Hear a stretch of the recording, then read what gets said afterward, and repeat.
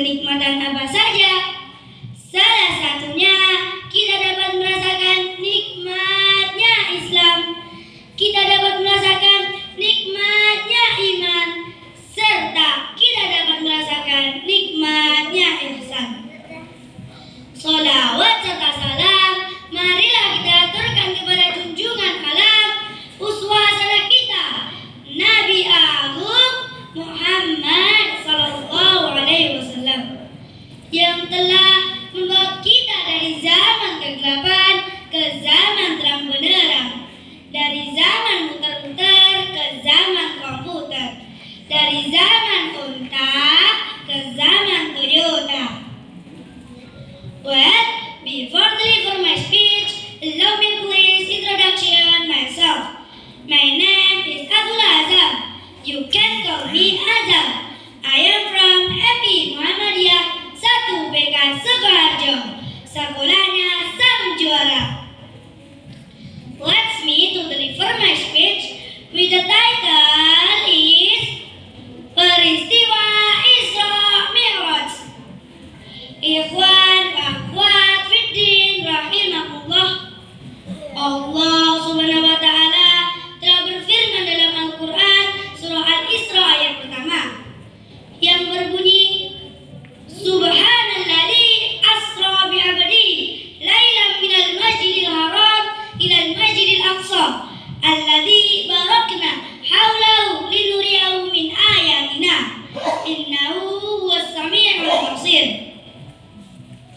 Yang artinya suci Allah yang telah memperjalankan hambanya dari Masjidil Haram ke Masjidil Aqsa yang telah kami berkahi sekelilingnya agar kami perlihatkan kepadanya sebagian dari tanda-tanda kebesaran kami. Sesungguhnya Dia adalah Maha mendengar lagi Maha mengetahui.